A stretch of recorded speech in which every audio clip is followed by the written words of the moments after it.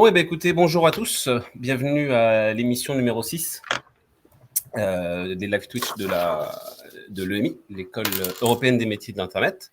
Donc aujourd'hui, nous comptons avec Amandine Wall. Bonjour. Qui es-tu, Amandine Wall?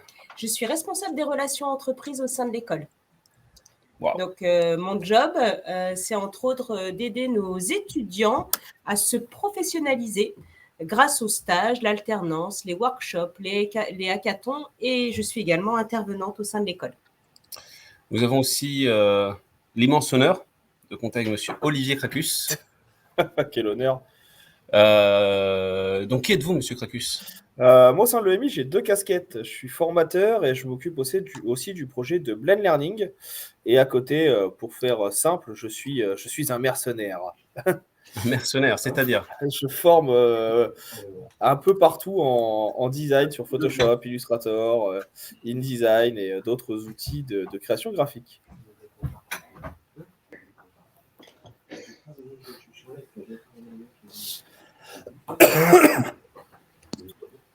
D'accord. Et Gonzague?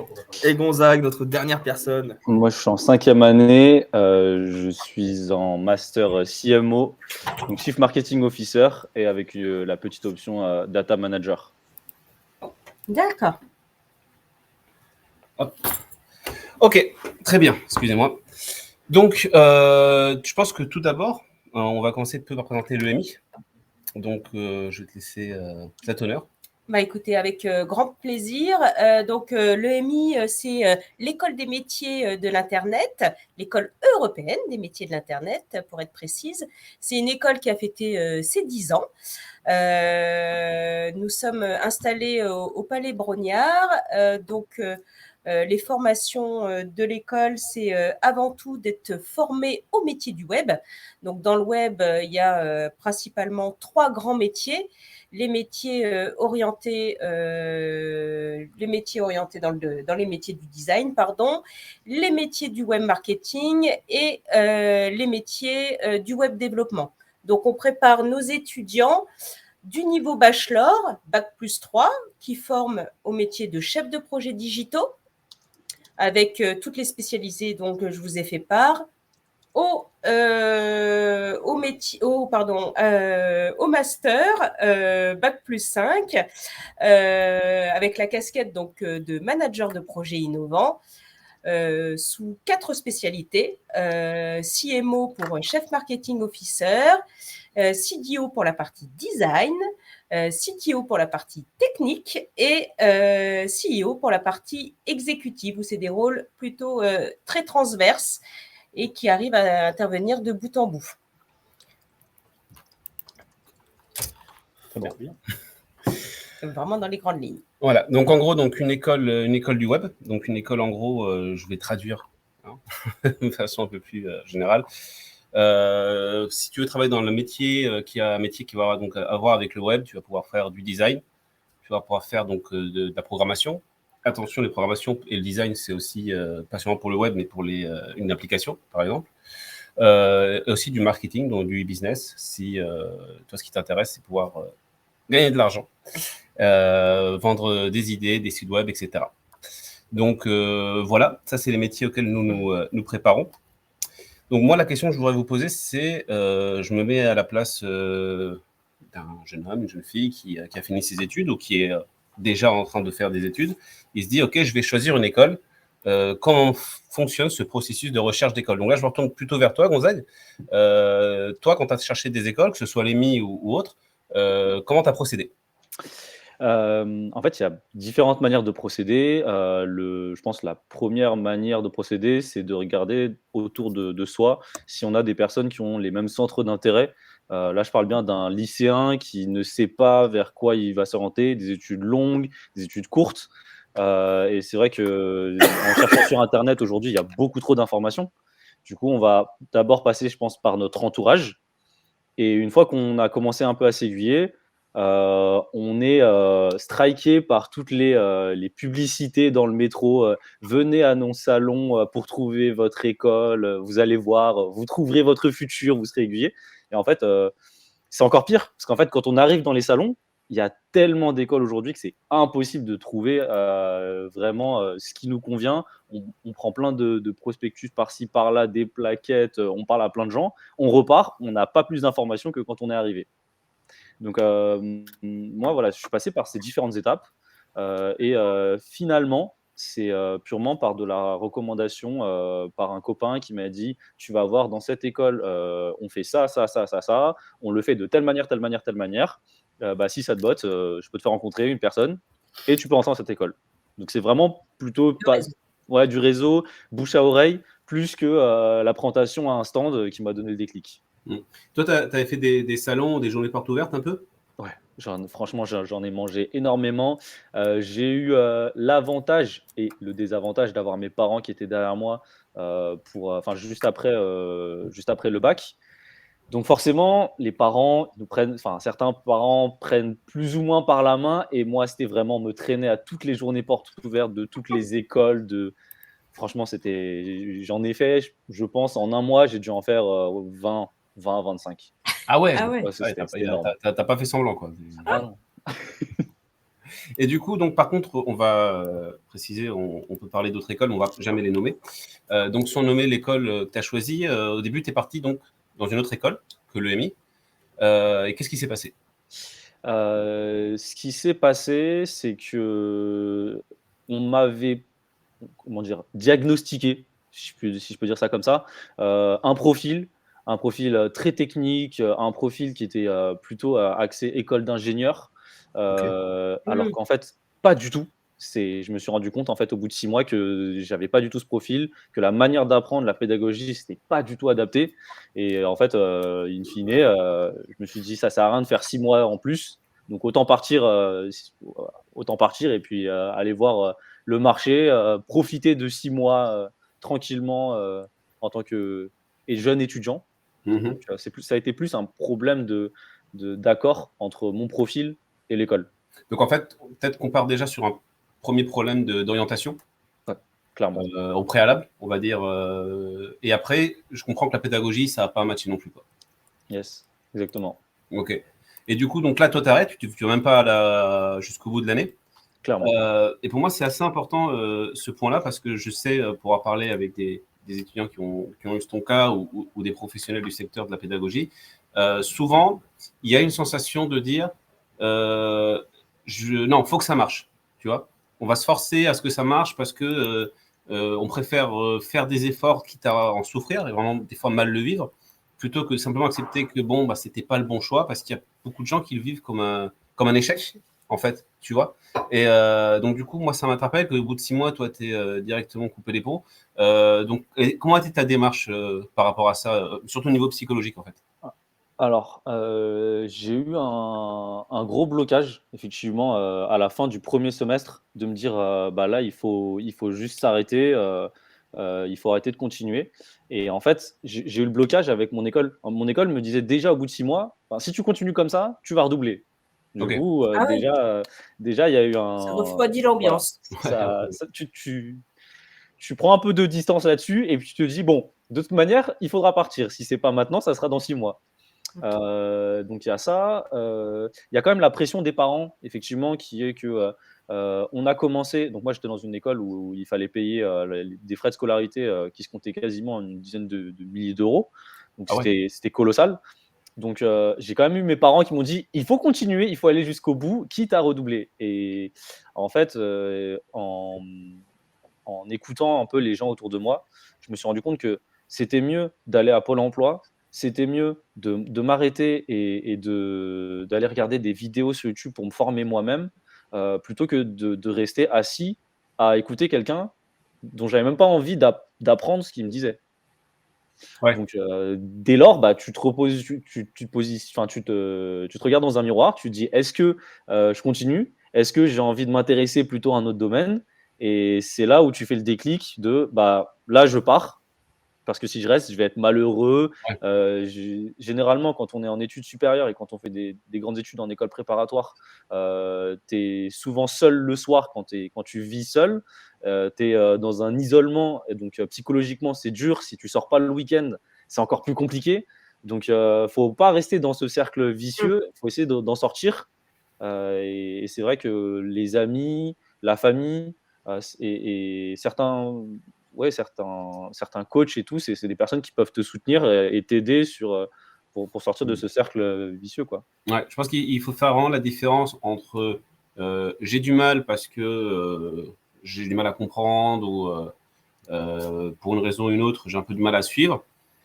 Différencier ça de tout simplement, en fait, c'est pas fait pour moi, quoi. Parce que je pense qu'on on a tous, à travers nos expériences, même niveau professionnel, alors évidemment, hein, tous les matins, tu te lèves, t'es pas enchanté, tu te dis ouais, super, je vais aller travailler, donc il est tôt, t'es fatigué, mais tu vas content. Par contre, lorsque vraiment tu vas faire les choses à reculons, là, faut arrêter tout de suite, quoi.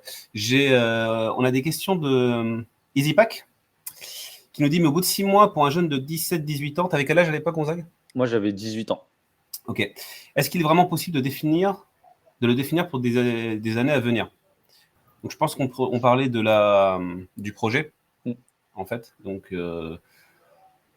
moi, je pense que, de toute façon, tu n'as pas le choix. T'es obligé c'est le moment où tu es obligé de prendre des décisions. Mais je pense que l'important, c'est surtout de comprendre, ce qu'on parlait avant, c'est que c'est pas un échec, en vrai.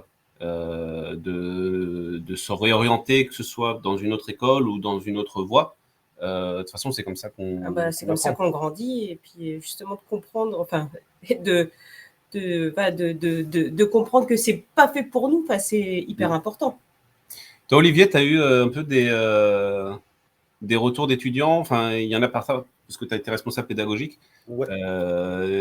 J'imagine que tu as dû être confronté à ce genre de situation de temps en temps. Des étudiants qui seront là, bien sûr. Et en fait, en plus, il y a Kevin qui, j'arrive pas à prononcer son pseudo qui est dans le chat, qui dit qu'en plus, généralement, ils ont l'impression de perdre une année. En fait, c'est ça le plus compliqué. C'est de se dire que, en fait, c'est pas une année de perdu. Déjà, tu as appris des choses. Et quand tu as 18, 19 ans, même 20 ans, même jusqu'à 22, 23 ans, tu as l'impression qu'en fait, tu perds énormément de temps quand tu passes d'une année à l'autre ou que tu recommences une réorientation. En vrai, c'est jamais des années de perdu. C'est vraiment de l'apprentissage que tu as déjà eu. Tu as déjà eu des expériences. Nous, chez KLEMI, par exemple, cette année, on a beaucoup de gens qui sont en réorientation. On a des gens qui viennent du milieu infirmier, on a des gens qui viennent du milieu de la RH, on a des gens qui viennent du milieu de l'édition. Expertise comptable aussi, j'ai vu. Exactement. Guitariste. Des guitaristes. Et du coup, ils ont quand même fait, malgré cette peur de se dire j'ai perdu un an, ils sont quand même là parce que ils se sont rendus compte que ce qu'ils aiment faire, c'est des choses qui sont dans le digital et que en fait, c'est pas forcément un an de perdu, c'est juste des expériences différentes qui vont leur permettre de grandir beaucoup plus par la suite. C'est de l'XP c'est de l'XP en fait, de l'expérience. Exactement. Puis l'avantage, c'est que dans un MMO, c'est juste qu'ils n'ont pas choisi la bonne classe au début, ils sont juste en train de se réorienter. C'est tout à fait ça. L'avantage aussi, c'est que généralement, quand on est dans une école du web, on arrive toujours à rattacher une expérience qu'on a eue par le passé. On arrive toujours à trouver un point commun dans un projet ou dans une présentation ou une petite anecdote qui fait la différence, clairement. Donc du coup, je voulais poser une autre question, je l'ai complètement oublié. Donc là, on parlait d'une réorientation. Mais là, je vais plutôt recentrer le débat sur le fait du changement d'école. C'est-à-dire que je vais rester sur la même voie, donc dans ce cas-là, la voie digitale, mais changer d'école. Forcément, donc, on parlait avant que c'était par rapport au réseau que tu peux avoir, donc tu as un ami qui l'a, etc. etc. Toi, quand tu changes d'école, l'expérience que tu as eue avant, elle t'a servi comment pour pouvoir se dire, là, je sais que je ne répéterai pas la même erreur avec l'EMI, par exemple? C'est une bonne question. Merci. Je dirais que en fait, ça dépend de la position qu'on a en tant qu'étudiant globalement durant son année. C'est-à-dire que si on attend juste d'une école qu'elle nous apprenne à être opérationnel dès la sortie de notre diplôme, que ça soit sur un bac+3 ou un bac+5, clairement, c'est pas l'objectif d'une école comme l'EMI. L'EMI, elle est là pour nous former à apprendre. Je pense par exemple à des développeurs. Un développeur, c'est une personne qui est en capacité d'aller chercher l'information, de trouver une solution. Si on attend juste d'une école qu'elle nous donne la solution, on n'est pas dans la bonne posture. Et je pense que si j'étais resté dans... Exactement. Et je pense que si j'étais resté dans cette posture, mon année, elle m'aurait servi à rien. Et en fait, c'est en discutant avec des personnes, en montant des petits projets par-ci par-là durant l'année, c'est en apprenant aussi des compétences complémentaires à l'enseignement de l'école que j'ai pu capitaliser l'année suivante sur tout ce que j'avais pu apprendre. D'accord. Ouais, Ok. Donc, c'est plus la pédagogie. C'est ça. Ouais, c'est exactement ce que j'allais dire, c'est le terme que j'allais employer, Amandine, en tant que formateur, parce que pour le coup, je suis formateur dans pas mal d'écoles. Pour moi, ce qui fait la distinction aussi d'une école à l'autre, ça va être la pédagogie intégrée à l'école et plus loin aussi l'ambiance générale de celle-ci. C'est-à-dire que si l'école fait rien pour les étudiants et que c'est juste venez, prenez vos cours et repartez, en général, ça va moins être intéressant pour l'étudiant. C'est un tout. Hein, pour moi, les enseignements supérieurs, c'est aussi bien la partie apprentissage donc des cours qui va être important, mais aussi la partie vie de l'école qui est un tout et qui va permettre de je continue sur mes métaphores de jeux vidéo, mais en même temps on est sur Twitch, qui va permettre de level up un petit peu nos petits personnages, nos petits piou-piou que sont les étudiants. Et là, ça, on le voit en plus. Hein. Mm. Moi, je commence ma 2e année à l'EMI, donc du coup, je commence à voir un petit peu, effectivement, des étudiants, voir comment est-ce qu'ils ils montent. Mais bon, Ouais, ils évoluent, ouais. voilà, nos collègues qui sont là depuis plus longtemps, ils nous ont fait part et ils nous racontent des histoires. Dire, mais tu leur es vu en première année, etc., etc. Donc ça, c'est important. Il y a une question pour toi, Gonzague. Enfin, j'imagine qu'elle est pour toi. Quels ont été les critères de recherche pour ta première école et lesquels pour ta 2e qui t'a mené donc à l'EMI à travers ton expérience? C'est un peu, c'est complémentaire à ce qu'a dit Olivier. C'est que je pense que le premier critère, c'était vraiment personnel. C'était, on pense que cette école est bonne pour toi. Donc moi, en fait, j'avais pas vraiment de critères puisque j'arrivais dans le monde Bah oui, à 18 ans, on ne sait pas. Hein. des écoles. Voilà. Franchement, un truc une anecdote qui m'a bien marqué quand j'ai fait le salon du Studirama. J'étais dans le salon, je marchais, puis je regardais, il y avait différentes écoles du web, des écoles de commerce, des écoles d'ingénieurs. Et je passe à côté d'un stand et il y avait une école de tatouage avec une formation certifiante de tatouage. Et c'est là où je me dis, franchement, on nous propose vraiment tout et n'importe quoi comme formation. Du moment qu'on nous dit que c'est certifiant, ça nous rassure. Et en fait, moi, mon critère, à la base, je me suis dit, je vais prendre une formation qui est certifiée par l'État, qui est un truc qui va rassurer. Je prenais en fait les critères classiques. Mais finalement, je me suis rendu compte, à la fin des 6 premiers mois, que finalement, c'est comme ce que dit Olivier, c'est de la pédagogie en fait. Moi, à la fin, pour la 2e école, ce que j'ai cherché, c'est une école qui soit à mon écoute, une école qui soit capable de personnaliser les cours, qui ne soit pas justement standard. Comme dit Olivier, c'est pas, on ne vient pas juste pour suivre le cours et après on s'en va, c'est qu'il y a vraiment un accompagnement. Et ce qui est bien, en tout cas, à l'EMI, c'est que quand on est sur un projet, on est en groupe et l'intervenant va venir pour nous coacher personnellement dans ce groupe. Et c'est vraiment quelque chose qui est totalement personnalisé. Et je pense que ça, vraiment, c'est le critère que je conseillerais à n'importe qui. Cherchez pas une école qui essaye de vous formater, cherchez une école qui vous accompagne. Je suis assez d'accord. Donc déjà, je vais rebondir sur un truc. Tu sais qu'il existe un univers parallèle où tu es devenu tatoueur. Ouais. Bon, toi, tu t'es formé pour être tatoueur. Comme je l'avais dit la dernière fois, il y a une formation certifiante de maître kebabiste. Je suis devenu dans une autre vie maître kebabiste aussi. Ah putain, mais j'attends vraiment ton royaume de Gonzague particulier. Du coup, moi, je vais me retourner vers toi, Amandine, et vers toi, Olivier. On parle de pédagogie. Comment vous décrirez la pédagogie de l'EMI exactement? Comment est-ce qu'on fonctionne? Et puis, Olivier, toi qui as d'autres expériences, qu'est-ce qui va nous différencier? Déjà, la pédagogie au sein de l'EMI, je pense qu'elle se traduit essentiellement par des retours d'experts.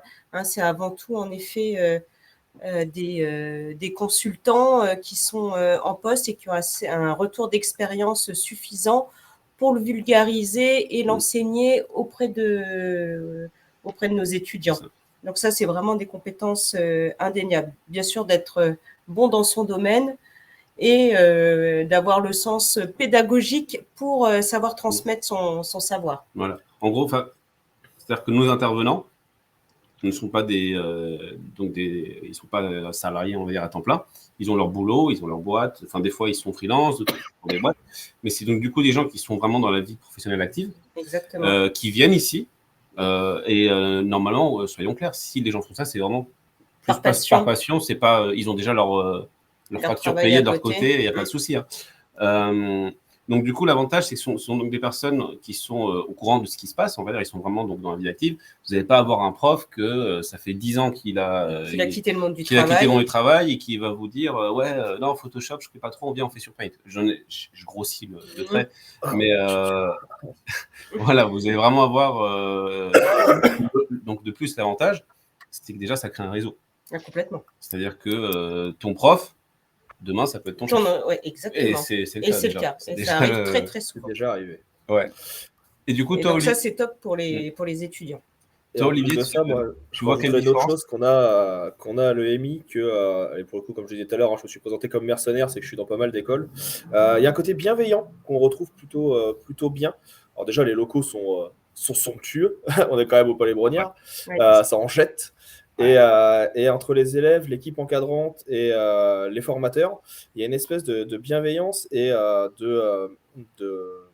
comment on peut dire, enfin, tout se fait dans la simplicité, la facilité. Il y a beaucoup de très bonnes ententes. On sait quand s'amuser, on sait quand rigoler, et on sait aussi quand bosser. Il y a beaucoup d'écoles où ça va être le formateur, il doit être à sa place, vous devez faire ça, vous n'allez pas plus loin que ça. Alors que là, nous, notre responsable des admissions, c'est pas rare de le voir se balader en dinosaure, parfois, parmi nous. Vous pouvez me voir faire la roue dans les verrières, parfois. C'est une expérience, ça, lui. Mais ça n'empêche pas que quand il faut bosser, on bosse aussi. C'est-à-dire qu'on arrive quand même à avoir une certaine bonne ambiance, une certaine bonhomie, tout en restant assez professionnel. On mène l'utile à l'agréable. Bah, de toute façon, ça, Gonzague, je pense qu'on l'a vécu, toi et moi, lors d'un salon. On a fait un salon en février, si je dis pas de bêtises. C'est ça. Et donc, il y avait donc Pax, responsable des admissions, Gonzague, d'autres étudiants et moi-même. Et on a des gens qui sont venus nous voir. En fait, surtout, je viens vous parler parce que ça se voit qu'il y a une bonne ambiance. Oui, oui, oui. Voilà, on était là, donc on regarde les étudiants. Effectivement, on se déguise en dinosaure, ce qui est assez cool. Et il y a vraiment des gens. En fait, c'était c'était la pause midi. J'avais ramené des pizzas. Et simplement me dire, putain, ça se voit que vous vous entendez bien, etc. etc. Et je pense que c'est assez d'accord. Moi-même, niveau professionnel, pour moi, c'est la première fois que je travaille dans une école. Je ne connaissais pas du tout ça. Et c'est quelque chose que j'adore. Moi, je viens du monde de la pub, donc on est un peu à l'opposé. Hein. Et voilà, on se prend vraiment, je ne vais pas dire d'affection, mais vraiment, on aime les gens avec qui déjà on travaille. Puis nos étudiants, on a pas mal d'alternants chez nous qui viennent, donc qui sont des étudiants à nous. S'ils sont là, on les salue. Et ils font partie de nous, ils font partie de l'équipe. Enfin, vraiment, il y a vraiment une connexion assez spéciale. Et je pense que c'est des gens qui viennent, qui le voient lors des salons, qui le voient lors des JPO. Et je suis assez d'accord que c'est quelque chose qui nous caractérise. Qui nous unit et on sait qu'on est tous là pour la même raison, quoi. En général, les étudiants, ils sont là parce que, voilà, ils ont vraiment un vœu sur un métier précisément, ou en tout cas une voie. Et nos intervenants, voilà, ils sont là pour transmettre leur savoir et partager leur passion avant tout. On avait donc une question qui voulait savoir si, alors c'est pas sur la roue d'Olivier, si on a des anciens étudiants de l'EMI qui sont intervenants. Et effectivement, oui. C'est le cas. Oui. Alors, tu les les prénoms, je les ai pas en tête, désolé. On a Camille qui faisait partie de la toute première promotion. Camille, oui. Qui était donc ici. Et après, je ne connais pas tous les autres intervenants. Ouais, moi non mais je plus, sais que Camille était ici parce qu'elle oui. Ouais. Et on avait une autre question de Trizy01. Combien de modules vous avez en 5e année SEO, CEO CEO. Je peux pas répondre. Joker. Des modules, c'est-à-dire quel type de modules? Tu parles des UE peut-être? Là, il faut vraiment rentrer dans le détail du master, mais il y a toujours, c'est toujours scindé, on va dire, en deux parties. Il y a vraiment la partie purement management et management agilité, et la CEO qui veut dire chef executive officer. L'objectif de cette formation, c'est d'apporter vraiment une vue transverse, une vue digitale transverse à l'ensemble des métiers. Donc, c'est savoir piloter des développeurs, des designers ou des marketeurs. Donc, rentrer dans le détail des modules ou des UE, Oui, non, après, bon, je pourrais je sais pas forcément m'adresser plus tard. ouais, c'est pas forcément le thème d'aujourd'hui. On les a pas forcément parce que c'est les responsables pédagogiques qui connaissent ça par cœur. Voilà, effectivement. Mais du coup, effectivement, alors, si vous avez des questions qui sont peut-être plus sur le détail des formations, etc., vous n'hésitez pas à nous contacter. Ce soit, il y a contact@emi.com, sinon à travers les différents réseaux sociaux, et on fera monter l'information. Ouais, on relayera la bonne personne. Voilà, c'est ça. Donc, on en parle de Roman aussi, qui est un ancien de l'école, j'ai vérifié, il a fait sa licence ici. Voilà. Non. Roman Kaila. Roman qui est là. Qui est là. Et oui, je viens de vérifier sur LinkedIn en même temps qu'on discute. Et Gonzague, bientôt, peut-être, ça t'intéresserait? Moi, clairement, c'est quelque chose que j'aimerais faire. Après, je pense que moi, ce que j'aimerais faire, c'est pas forcément l'aspect technique, parce que je pense qu'il y a des gens enfin, il faut prendre du temps et de l'expérience pour vraiment enseigner une expertise métier, sans donner de nom en particulier. Des personnes qui ont monté des agences, enfin, on en croise beaucoup, mais des gens vraiment qui sont experts dans un domaine en agence, c'est plus rare. Donc, je pense que moi, ça serait plus sur justement se vendre, se présenter. Un truc que j'aimerais faire, parce que je pense qu'on n'a pas assez, c'est en première année, c'est savoir présenter un projet, savoir pitcher, savoir faire une belle présentation, ce genre d'éléments qui peut être toujours utile, soit à l'école, soit dans les professionnels. Toujours. Ah oui, Toujours. on n'en a jamais trop. De toute façon, c'est malheureusement, si tu as une très très bonne idée, mais une présentation pas ouf, tu passes à côté, quoi. C'est ça. Moi, je vais te poser une question, Ozag. Quand tu souhaites quitter ton école, c'est quoi la démarche exactement? Parce que bon, on n'est pas dans une entreprise, il n'y a pas forcément un délai. Je crois qu'on a perdu Gonzague. T'es là. Est-ce que tu as un préavis à donner? Comment ça marche? Un tout petit peu, désolé. Ouais, t'inquiète. Je sais pas si tu as entendu la question. Est-ce que tu peux juste reposer ta question, désolé. Ouais, quand tu souhaites quitter, parce que tu as dit que tu as quitté ton école au bout de 6 mois, au niveau administratif et légal, ça a été quoi ta démarche? Quand j'ai quitté l'école, alors moi, c'était un peu particulier parce que j'étais boursier en même temps. Ok. Donc, ce qui s'est passé, c'est que j'ai quitté l'école. Il se passe rien, on leur dit juste merci, au revoir. Par contre, la partie un peu plus compliquée, c'est l'inscription à Pôle emploi. Parce qu'en fait, au bout de 6 mois, quand tu quittes l'école, en soi, normalement, tu as payé toute l'école. Enfin, tu as payé les frais de scolarité de toute l'année. Mais après, en termes administratifs, que tu sois présent à l'école ou que tu aies quitté l'école, il ne se passe rien, quoi. Et je pense que c'est pareil pour toutes les écoles. C'est-à-dire que, sans donner de nom encore, il y a beaucoup d'écoles qui sont juste là pour avoir leur quota d'étudiants, pour avoir les frais de scolarité réglés, et que l'étudiant soit présent ou pas présent. De toute manière, c'est l'étudiant à payer. Il n'y a que ça qui les importe. Alors qu'en fait, pour le coup, là, c'est nous, on est non, on marche pas comme ça. Psychorigide, oui. Ça nous arrive des étudiants qui viennent, et si on sent qu'ils sont pas faits pour ces métiers, de leur dire, en fait, non. Après, on le laisse pas sur le nom, voilà, c'est ça. On le réoriente, on leur dit, écoute, là, et pour le coup, on n'a pas de souci, ce c'est pas des écoles concurrentes. On dit vraiment, je pense que tu as un profil plus orienté, regarde cette école, etc., etc. Parce qu'en fait, nous, ça ne nous intéresse pas avoir un étudiant ou une étudiante qui va venir, qui va passer 6 mois, une année, et se dire, non, j'aime pas. Parce que de toute façon, cette personne parlera mal après de l'EMI, mais c'est normal. Parce que c'est tout simplement, c'est pas que l'école était mauvaise, mais c'est juste que le choix n'était pas forcément le bon. Il y a tout un travail en amont grâce à notre aussi responsable des admissions, où en effet, il faut vite être sensibilisé quand même au profil de l'étudiant et s'assurer qu'il aura vraiment le profil adéquat et qu'il sait pourquoi il est là.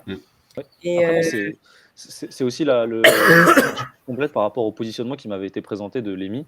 Quand la première fois que j'ai été en contact avec l'EMI, on m'a dit, voilà, l'EMI, c'est une école qui a un objectif de nombre de personnes, et donc on est plus sur le qualitatif que le quantitatif. Donc, complètement. Et l'objectif, c'est pas de monter. Moi, on m'avait dit que c'était, je donne un chiffre, mais c'était, je crois, 700 personnes. On a 700 étudiants, on ne veut pas passer cette limite. Et si on dépasse cette limite, on créera une autre école. Et en fait, déjà, sur ce positionnement-là, je trouve qu'en fait, moi, ça me correspondait Parce que je sais qu'au moins, on ne va pas prendre un nombre incalculable d'étudiants. On n'est pas là pour remplir, on est juste là pour avoir des étudiants qui sont motivés, avoir des personnalités différentes, des profils totalement différents. Mais Ah, Ah, il y a un nous petit sommes en train souci de perdre. de. Nous avons perdu Gonzague. Gonzague, tu es de retour parmi nous. Oui, c'était sur le côté vraiment qualitatif que je mets un point. C'est ce qui m'a été présenté. C'est vrai. D'ailleurs, ça se produit aussi à la taille de nos classes. C'est vrai qu'on a rarement des classes de plus de 25 étudiants. Ça, c'est vraiment une priorité pour l'école, de faire vraiment d'assurer un suivi qualitatif de chaque étudiant. Et encore une fois, Max, notre responsable des admissions, le dit très bien. L'objectif, c'est de faire de nos étudiants des professionnels compétents à la sortie de leur diplôme, et non faire forcément des gens intelligents, mais compétents. Voilà. Ils vont être compétents dans un métier. Toi, Olivier, tu as déjà donné des cours dans des auditoriums? Ouais. Alors, tu veux dire devant des amphis de nombreuses personnes? C'est ça. Ouais, ça m'est arrivé. Alors, c'est pas le plus simple, de donner des cours devant des amphis. Parce que du coup, c'est beaucoup plus dur, justement, d'accaparer les gens. Moi, je trouve que justement, le fait qu'on soit dans des petites classes à l'EMI, c'est ça qui est le plus intéressant. Parce que quand tu es dans un auditorium et que tu vois que tu as tout le rang du fond qui pionce, tu as tout le rang du devant qui t'écoute à moitié, et tu as juste 3 personnes au premier rang qui prennent des notes, c'est un peu compliqué. Après, il y a des circonstances où c'est intéressant, l'auditorium. Si c'est une conférence sur quelque chose, pourquoi pas. Mais pour des cours, pour moi, je trouve que si tu rentres dans une école où on te dit tu n'auras que des cours en auditorium, c'est que tout de suite, moi, c'est une école qui cherche juste à remplir les salles et à remplir d'étudiants. C'est pas le plus intéressant. Tu n'as pas ce côté contact dont on parlait tout à l'heure, qui va te permettre de pouvoir échanger avec les gens, de pouvoir les aider vraiment et de pouvoir les aider à s'améliorer. Un auditorium, c'est une fac, c'est tu bâches des gens à la chaîne, en fait. Alors, c'est un détail, mais tu vois, par exemple, alors, pour ceux qui sont déjà venus ici, qui savent, nos salles de classe, les portes ont des hublots. C'est peut-être bête, mais moi je connaissais pas. J'avais jamais étudié avec une comme ça. Toutes mes classes c'était des portes normales. Et je trouve que ça fait une proximité. Tu vois les gens, tu vois, je veux dire, c'est pas vraiment on est en cours et ça se finit. On voit ceux qui bossent vraiment. Voilà, ceux qui sont sur d'autres. On a une question qui est, alors ce n'est pas une question bête. Est-ce que j'ai la possibilité de signer signer mon alternance avant de m'inscrire dans l'école? Oui. Mais encore. Oui, c'est tout à fait possible. On peut signer son contrat d'apprentissage jusqu'à 3 mois avant le début de ta scolarité. Donc, bien sûr, il faut bien valider en amont ton inscription au sein de l'école et faire le nécessaire avec le CFA pour la mise en place de tout le process, on va dire, administratif et financier. Mais oui, c'est possible. Je peux même donner un exemple par rapport à ça. J'ai une autre question pour toi. Mais Olivier aussi, je pense que ça peut avoir un avis. Gonzague avait une réponse, mais il a redisparu. Il a redisparu, c'est un magicien. Ouais, ou alors il est dans une zone qui ne capte pas. Il est à la campagne.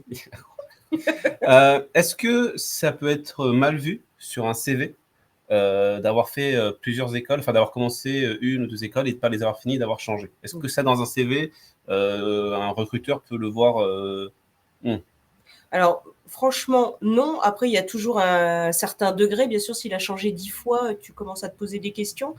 Mais sincèrement, non. Au contraire, je trouve ça hyper sain, d'ailleurs, de savoir se remettre en question, de se rendre compte que c'est pas fait pour nous. Moi, et puis encore une fois, comme disait Olivier tout à l'heure, il n'y a pas de mauvaise expérience, quoi. À 18 ans, on sait rarement ce qu'on a envie de faire. Les premiers choix, c'est souvent pour faire plaisir à ses parents ou parce que comme si on n'a pas trop d'idées, on fait comme les copains ou alors on va à la fac parce qu'on ne sait pas sur quel pied danser. Et au contraire, une première expérience, ça permet de savoir surtout ce qu'on ne veut pas faire. Et ça, c'est... Enfin, moi, en tout cas, ça me choque pas. Tu as parlé des parents et c'est vrai, ça on l'a vu en salon. Ou des fois... Alors, bien évidemment, c'est depuis la plus absolue bienveillance... envers leur enfant, mais c'est vrai que des fois on voit beaucoup des parents qui prennent, on va dire, les devants dans les recherches, ça on les a vus dans le salon, etc. Toi, Gonzague, tu me dis si c'est pas trop privé, par rapport à tes parents, quand tu as dû leur annoncer que tu changeais d'école, ça s'est bien passé? Comment ça a été ça? Ben, il y a eu une rupture Ah, on n'a sociale. plus On le t'entend plus. son. Oh, Il y a- il y a- les mots sont dits, les termes sont dits. vous m'entendez ou vous m'entendez pas? On a Ouais, parlé c'est bon, plus t'entends. avec. Il parlait. Vas-y, parle. Ok, vous m'entendez ou pas? Non, toujours pas. Ah, Gonzague. Apparemment, Olivier, tu m'entends? Attends. Moi, je l'entends. Ah ouais? J'entends Ouais. pas. Dans le chat, vous l'entendez, Gonzague, ou pas? Peut-être. Nous, on l'entend plus, Gonzague. Ok. Bah, c'est très étrange. Vous l'entendez? Le chat l'entend aussi. Bah écoutez, allez-y, c'est pas Ok. grave. Bah, Fais très l'interprète. simple. Vas-y, Gonzague, Je parle parle, tu me diras quand tu me feras signe quand tu auras fini. Ok. Vas-y. Donc, bah, moi, c'était une rupture sociale directement avec mes parents. J'ai pas pu échanger avec eux. Et en fait, dès le moment où je leur ai dit que je changeais d'école, ben, ils m'ont un peu mis à la porte, quoi. Ah ouais? Voilà. Voilà. Et une fois que tu as retrouvé et que tu es arrivé ici, Bah, ça a arrangé les choses? oui, en fait, ça a Ouais. grandement arrangé parce qu'en fait, je pense que les parents veulent donner une ligne directrice aux enfants. Donc, forcément, quand cette ligne directrice est un peu cassée, je pense qu'ils se remettent en question et c'est un peu compliqué. Aujourd'hui, bah, quand ils savent que j'ai validé un bac+3 et que je me dirige vers un master, clairement, ça les rassure. Donc, les discussions sont plus calmes. Après, t'es pas non plus parti en mode papa, maman, j'arrête les cours, je vais devenir youtubeur ou. Ouais, Non, c'est mais je pense le qu'il n'y a calme pas avec les beaucoup gens de qui font du YouTube. différence. Non, mais je pense Hein? qu'il n'y a pas beaucoup. Je pense qu'il y a pas beaucoup de différence pour les parents. En fait, qu'on leur dise qu'on va être youtubeur ou qu'on leur dise qu'on va à Pôle Emploi, pour eux, il n'y a pas de différence, je pense. Ouais, je fais juste une parenthèse, le youtubeur, c'était juste une petite pique pour le monsieur. Ah, mais- Ouais, c'est ça, ouais. Non, il a su diversifier, il a su diversifier. Moi, j'ai mon fils de 14 ans qui me sort ça. Alors, Ah, voilà. mais enfin, monsieur Livré Pécus est un youtubeur reconnu. Oui. Mais pour et atteindre respecté. le niveau d'Olivier, voilà, il faut quelques années quand même. Enfin voilà, donc plus sérieusement, je pense que quand tu leur as annoncé, alors j'ai pas entendu le début de ta phrase, mais je suppose que tu as dû expliquer donc les problématiques que tu avais rencontrées, etc., mais que c'était pas en mode j'arrête les études, c'est juste j'arrête ces études-là en particulier. C'est ça. Après, ça dépend des parents, mais il y a des parents qui ont une approche très élitiste, qui disent, Oui. voilà, il y a une voie royale. Si je prends, par exemple, les écoles de commerce, D'ingénieur. les écoles d'ingénieurs et l'école de commerce, par exemple, les écoles d'ingénieurs, on nous dit, voilà, c'est Polytechnique, c'est Mines, c'est Centrale, c'est super, enfin, c'est vraiment des grands groupes. Et dès qu'on colle pas à ces écoles, bah, en fait, les parents sont un peu perdus. Quand les parents sont élitistes. Et moi, ça a été mon cas. C'était, voilà, je voulais faire une école d'ingénieur, une petite école d'ingénieur post-bac. On m'a dit, tu vas passer l'examen pour Polytechnique. J'étais là, bah non, pas vraiment. Et en fait, je trouve qu'il y a il y a une pression sociale énorme qui pèse sur les lycéens. On leur demande de choisir, de s'engager peut-être sur 5 ans. Pour ceux qui font médecine, j'en parle même pas. Parfois, on leur demande de se projeter sur le double, peut-être 10 ans, peut-être 12 ans.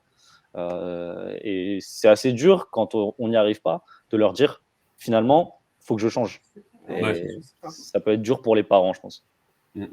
Après, j'ai envie de dire, heureusement que tu leur as pas dit que tu allais faire maître kebabier ou tatoueur. Exactement. Mais tu vois, par rapport à ce que du boulot, hein. Par rapport à ce que tu disais, c'est vrai qu'en salon, il y a pas mal de parents qui parlent et qui laissent leur enfant en fait, derrière eux, qui prennent les informations. Et en fait, c'est un conseil que tu avais donné. C'est en fait, nous, en tant que représentants de l'école, on est là pour parler à l'étudiant, au futur étudiant, comprendre son profil, comprendre ses attentes. On n'est pas là pour rassurer on est là aussi pour rassurer les parents. Mais les parents, tu les rassures en leur disant qu'on a un réseau alumni, qu'on a des débouchés professionnels, on est certifiés, c'est bon, on les a rassurés. Oui, quand le taux de réussite, etc. Ça. En fait, c'est ça, lors des salons, je leur dis toujours, on n'est pas ici pour vendre, déjà, et encore moins aux parents. Et je vous ai dit, c'est ça, genre, si tu vois que l'enfant, enfin le fils, ou la fille, elle est juste là et elle ne parle pas, c'est vrai que tu me fais un signe, et alors soit moi, soit la personne Max, ou même toi, on s'approche, ça t'intéresse vraiment? Non, ok, c'est pas la peine. On n'est pas là pour ramener du monde. On va pas forcer, ça sert à rien. Non, parce qu'après, justement, ça va être conflictuel. Voilà, c'est là où arrive le changement d'école, parce que c'était pas la bonne chose, quoi. C'était pas la bonne orientation. Tout à fait. Tu avais parlé de diplôme reconnu. Je ne sais plus quel était le mot que tu avais utilisé exactement. RNCP? Non, Ah. Gonzague. Je crois que c'est reconnu qu'il a dit. Ouais. Lorsque tu as fait ta recherche de deuxième école, pour toi, donc effectivement, tu as dit que c'était pas forcément que ça qui était le plus important. Donc, sinon, tu aurais fait tatoueur. Mais quel degré d'importance ça a quand même à l'heure de choisir une nouvelle école, on va dire. Vous m'entendez ou pas? On t'entend. c'est bon, on t'entend. Vous m'entendez pas? Vous m'entendez Si, ou vous on m'entendez t'entend. pas? Vous m'entendez? Ok. Je suis désolé, j'ai une connexion pas fibrée. Du coup, c'est pas la folie. Faudrait peut-être passer à la fibre. Mais du coup, c'était. En fait, j'ai compris la différence entre un titre reconnu par l'État et un titre reconnu professionnellement. Et quand j'ai compris cette différence, bah, en fait, je me suis dit que le diplôme comptait pas tant que ça. Enfin, la reconnaissance du diplôme ne valait pas tant que ça, et que c'était plus les expériences qu'on avait à côté qui comptaient. C'est plus moi. Mais après, c'est une vision très personnelle. Ouais. Je sais qu'il n'y a pas tout le monde est d'accord avec ça, mais je considère que quel que soit le diplôme, ce qui dépend, c'est notre qualité. D'ailleurs, je vais en profiter pour débunker quelque chose, si ça dérange pas. Je sais pas si Parce ça que a la coupé. plupart du temps, on dit que les RNCP, c'est pas reconnu par l'État, etc. C'est totalement faux. En fait, la seule différence entre un diplôme que vous allez avoir, bachelor, master et autres, et ce que vous allez avoir dans des cursus classiques, c'est pas que c'est pas reconnu par l'État, les deux sont reconnus par l'État. Je suis désolé, hein, c'est le responsable pédagogique qui a repris une casquette là, cerveau du Vas-y, d'un coup. Au contraire. Lâche-toi. C'est juste que vos diplômes classiques qui ne sont pas RNCP sont reconnus par le ministère de l'Éducation nationale et le RNCP c'est reconnu par le ministère du Travail. Mais les deux sont reconnus par l'État. C'est juste que vous n'êtes pas suivi par le même ministère. Et personnellement, vu que les 40 prochaines années, je compte les passer dans le professionnel, c'est peut-être mieux que ce soit le ministère du Travail qui reconnaisse mon diplôme. Après, c'est que mon avis. Hein. Après, je sais pas s'il y a une différence pour on fait de l'alternance, si les prises en charge de Zopco, ça, je sais pas s'il y a une différence. Ouais, ça c'est des trucs de comptable, ça intéresse moins les étudiants. Mais déjà, si ça peut rassurer une partie des gens en se disant ah ouais, mais c'est un RNCP, c'est reconnu. C'est juste que c'est pas Monsieur Blanquer, c'est Madame, j'ai oublié son nom. Moi aussi. Voilà. Euh, Mais dans l'ensemble, les deux sont reconnus par l'État, juste pas par la même personne. donc, une nouvelle fois, sans jamais citer de nom, j'imagine qu'à travers votre expérience un peu professionnelle, est-ce que vous avez vraiment vu des écoles où vous vous dites ah, là, il y a un discours qui n'est pas tout à fait honnête, ou toi, Olivier, le mercenaire, est-ce qu'il y a eu des fois des choses où tu te dis ah là, je suis désolé, mais il me reste encore 2-3 principes au fond du tiroir et Clairement, moi, il y a des écoles où j'ai donné des cours là-bas pendant 1 an, parfois 2, et au bout des 2 ans, je me suis dit non, ça correspond pas du tout à mes valeurs, c'est pas ma vision de la pédagogie. Tu sens que, sans citer de nom encore une fois, mais il y a des écoles, c'est des usines Afrique. C'est-à-dire qu'ils sont là pour bâcher de l'étudiant, récupérer de l'argent, et puis à la fin, ils vous offrent un diplôme, vous n'avez rien appris, mais vous avez quand même votre diplôme, etc. Moi, ma moralité Ils de achètent le formateur, diplôme, quoi. Ouais, c'est ça. clairement. Puis ils achètent, c'est surtout que les étudiants, ils vont passer 3 ans assis sur une chaise à jouer à League of Legends et regarder des vidéos sur YouTube. Bon, c'est pas ouf. Moi, si je suis devenu formateur, c'est pour pour devenir et proposer à des étudiants le formateur que j'ai pas eu. Donc, si c'est pour devenir ce formateur que j'ai trouvé moi-même très relou à l'époque, Ouais. je vois pas l'utilité. Donc, en général, moi, quand je me rends compte que ça correspond pas à mes valeurs, de toute façon, je fais 1 an et puis après, je m'en vais. Toi, Gonzague, tu as eu un peu aussi des promesses, soit pas tenues ou que tu voyais que tu dis non, mais là, les gars, Ah bah j'en ai. on t'entend toujours plus, Gonzague. Je vois pas. Ah bah il m'entend moi. Attends. Ok. Moi, je ne fais rien. Moi, je Vas-y, l'entends. parle. Je suis C'est bon. désolé, hein, c'est parce que T'inquiète, j'ai une t'inquiète. connexion vraiment très critique. J'ai un exemple très simple. Donc moi, j'ai fait la filière STI 2D, qui est une filière qui n'est pas très connue. C'est une filière technologique avec une spécialité développement durable. Je crois que c'est très peu connu, vraiment. Et en fait, en sortant de ce bac, on m'a dit dans mon école d'ingé, pas de souci, on va faire une remise à niveau par rapport à des baccalauréats scientifiques. Et en fait, la remise à niveau, c'était censé être des cours du soir, des cours le week-end, de remise à niveau. On ne les a jamais eus. Raison pour laquelle pas mal de personnes sont parties, comme moi, parce qu'on n'a pas réussi à se remettre au niveau et on n'a pas su Découragé. suivre. En fait, on a décroché, quoi. Bah oui, forcément. C'est ça. Pas de C'est ça. soutien du tout, quoi. Moi, je pense qu'il y a aussi quelque chose qui arrive des fois lorsqu'on fait, donc, lorsqu'on se dit, bon, on est déçu par une école, il y a le risque, et j'expliquerai alors pourquoi je dis que c'est un risque, du coup, de s'orienter vers des formations très spécifiques, surtout donc online, ou dire, je vais payer un cours juste pour apprendre un skill en particulier, tu vois. Et je pense que c'est dommage, parce qu'en fait, c'est-à-dire que du coup, tu passes, parce que tu as eu une mauvaise expérience dans une école, tu fais l'impasse sur d'autres écoles, alors la nôtre ou autre, et tu vas rentrer dans des formations qui, finalement, tu vas perdre, on va dire, la spécificité d'être polyvalent et de savoir. Et tu vas juste apprendre à faire un plugin en particulier sur quelque chose comme ça. Du coup, moi, ça m'intéresse la vie d'Olivier, parce que, bon, Olivier fait des tutos sur YouTube, et entre autres. Donc, du coup, toi, si demain, tu as un étudiant qui te dit, écoute, moi, dans l'école où je suis, ça se passe pas, je vais juste prendre 2-3 cours sur telle plateforme et en avant. Tu lui dirais quoi?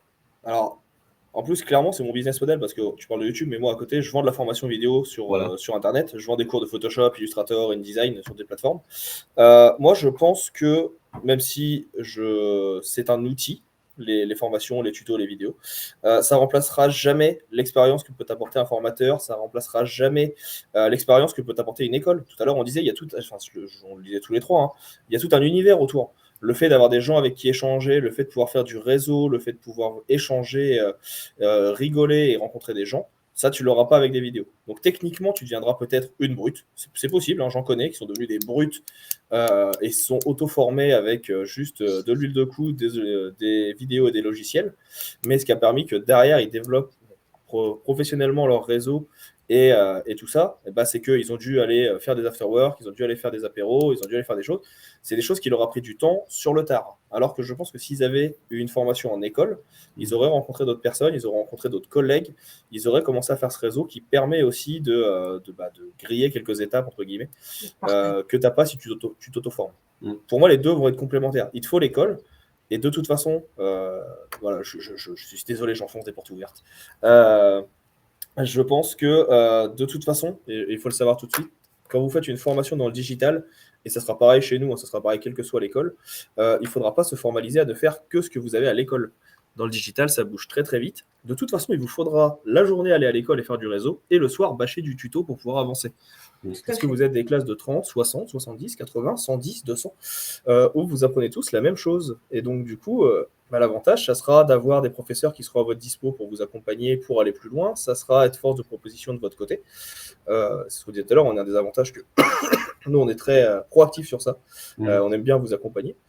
C'est un de nos points forts. Donc, du coup, il faudra de toute façon être proactif, vous, encore après. Donc, les deux vont être complémentaires. Ouais, de toute façon, nous, à la base, même lorsqu'on fait les entretiens d'admission, je sais que plus que le dossier scolaire, on va regarder ce qu'a fait la personne. Si on a une personne qui... La personnalité dans toute sa splendeur. Est-ce qu'elle a fait? Si à part, elle a dit, elle arrive, oui, bon, mes notes, c'est pas foufou, mais j'ai designé ça ou j'ai codé ça. Ah, tu nous intéresses. Et d'ailleurs, peut-être même plus qu'une personne qui va avoir des très bonnes notes, mais qui trouve que voilà, elle s'est jamais. Enfin, la curiosité, voilà, la curiosité. Ok, moi je fais ça c'est mes horaires, c'est mes obligations, etc. Mais à côté, je vais continuer. On a par exemple Axel Lança, qui est donc une étudiante qui a fini il n'y a pas longtemps et qui aujourd'hui est stagiaire. On a une interview d'elle qui est sortie sur notre site web, sur ami.com. Et à la fin de l'interview, je pose la question, est-ce que tu as un conseil à donner donc aux étudiants, aux personnes qui se lancent dans le dev? Elle dit, soyez curieux. Vous ne limitez pas au truc de cours, allez-y, faites des choses. Et c'est là souvent où tu vas apprendre vraiment encore, parce que tu as appris la théorie, tu mets une pratique, en fait, tu sors de ce contexte et tu comprends à quel point tu as des outils, mais c'est à toi de savoir les utiliser et c'est à toi de les mettre en place. Les mettre en pratique, ouais. Et une des personnes qui pourra en parler le mieux, c'est le monsieur qui est juste là à côté. Hein. Il le fait très très bien, Gonzague. Alors ouais, chez toi, il est en dessous, mais chez moi, il est là, enfin là-bas. Vous avez vu, quelque part. Gonzague le fait très bien. Ce côté réseau, ce côté s'informer, c'est un très bon networker, Gonzague. Ah oui. on fait comme C'est on lui peut. qui devrait faire le cours d'ailleurs. C'est Non, mais en vrai, en fait, faut partir d'un postulat assez simple, c'est que quand on est en troisième année ou qu'on est en cinquième année, il faut se dire que dans un an, les personnes qui nous donnent des cours, ce seront peut-être nos collègues, ce seront peut-être des gens qu'on va croiser sur des projets. Quand on est en Recruteur. freelance, voilà, ça sera peut-être un recruteur. Et dès qu'on part de ce postulat-là, déjà, ça revient par rapport à ce que tu sais, Jairo, de dire que bah, on a une certaine proximité avec nos intervenants. Forcément, les intervenants considèrent qu'on est des futurs professionnels et non pas juste des jeunes lycéens. Mhm. Et on a aussi ce côté, après, en dehors des cours, comme disait Olivier, il faut cravacher sur des tutos. Et forcément, si on arrive à créer du lien avec un intervenant, il peut nous coacher par la suite. Ça m'est déjà arrivé que des intervenants prennent du temps pour me coacher sur mon CV, répondre à une question parce que j'arrive pas à répondre à la demande d'un de mes clients. Donc, c'est franchement le côté réseau. Dès qu'on a le petit déclic, c'est que du bonheur après. Je vais rajouter un petit truc et on va faire un peu d'autopromo. Par exemple, le job dating qu'on est en train d'organiser, ça, si tu n'es pas dans une école, tu n'auras pas accès. Ah bah, Donc là, en fait, c'est tout oui, simplement. c'est vraiment un exemple concret. Si tu veux en parler un peu plus. Oui, on organise notre job dating le 28 avril prochain. Donc, et l'objectif, c'est de mettre en relation tous les futurs recruteurs en lien avec l'ensemble de nos étudiants et qui puissent se rencontrer et répondre à l'ensemble de leurs besoins. Voilà, c'est-à-dire qu'il va y avoir une sélection d'entreprises qu'on communiquera le moment voulu. Et du coup, nos étudiants vont pouvoir déjà avoir des entretiens avec eux, en fait. Exactement. Et commencer à se familiariser au monde professionnel. Et ça, comme disait Olivier, si tu es juste chez toi dans ta formation, ça, tu vas pas l'avoir, quoi. Non. Tu vas pas du tout l'avoir. Le petit coucou à Sébastien Lis, que j'ai vu par là, dans le chat. Sébastien Lis, je ne l'ai jamais dit, donc du coup, si tu es là, je te le dis. Pour moi, c'est un bon exemple. Oui. Tu as le Sébastien qui est arrivé en entretien d'admission, oui. et celui d'aujourd'hui. Et on n'a pas vu celui à demain. Ah, j'ai hâte. J'ai hâte. C'est plus du tout la même personne. Alors, on nous demande, en tant qu'entreprise, comment pouvons-nous être présents à ce job dating ? En allant directement sur notre site internet, il y a le lien directement pour vous inscrire ou tout simplement me faire un petit coucou. Je vais vous le mettre dans le chat. Je m'appelle Amandine Vol, W-O-2-L-E, et m'envoyer un petit mail. Je vous répondrai avec grand plaisir. Je viens de vous envoyer, donc vous avez dans le chat le lien pour pouvoir s'inscrire et là il y aura toute l'information. Écoutez, on est presque à l'heure de live. Oui. Je pense qu'on va libérer les gens parce qu'on a des familles, des trajets. Il y a les femmes et les enfants qui nous attendent. Voilà. Et puis Olivier aussi des obligations. Donc écoutez, merci à tous d'avoir été là. Si vous avez un petit mot de la fin, même hors. Comment ? Non, c'est une connerie. De bien réfléchir, oui, je pense que tout démarre à l'admission. Et je pense que de creuser, en effet, si le futur étudiant se pose beaucoup de questions, il faut échanger vraiment sur l'orientation, échanger directement avec la personne en charge des admissions, demander à rencontrer les responsables pédagogiques aussi, c'est super important. Parce que quand on démarre, quand on est tout jeune, on a 18-19 ans, on ne sait pas forcément ce qu'on a envie de faire. Donc, il ne faut pas hésiter. Et même après, oui, on a le droit de changer. Et on a le droit de changer d'école, on a le droit de changer de boulot. Axel, dont on parlait à 30 ans. Vincent aussi, qui est avec nous. Moi aussi. Toi aussi, moi aussi. Passez faire un cours avec nous, venez voir comment ça se passe. Voilà, c'est d'aller faire un coucou. Moi, et vraiment, je vous accueille. Il y a de l'after effect. D'échanger avec les responsables pédagogiques. Voilà, ça c'est important. Au cas où on a une journée porte ouverte, le 16 avril, s'il y a des gens que ça peut intéresser. Donc, Palais Brognard, Palais de la Bourse. Sinon, emi.com et sinon emi.paris sur Instagram. Vous tombez sur moi. N'hésitez pas à nous contacter. Donc, Miam After Effects. Bah, écoutez, merci à tous d'avoir été là. Et je pense que juste vraiment pour finir, important de se comprendre, je me répète, mais c'est pas un échec et il faut savoir s'arrêter. Il faut savoir dire non, là, C'est pas je pour pensais moi. que oui, mais c'était pas pour moi parce que c'est pas la bonne voie, c'est pas Faut la pas le bonne faire pour faire pédagogie, plaisir à ses parents. ni à personne en Mm. fait, et À surtout soi. voilà, et ne pas le vivre comme une défaite Non, complètement. et se dire que Il n'y a tout que les simplement- imbéciles qui changent pas.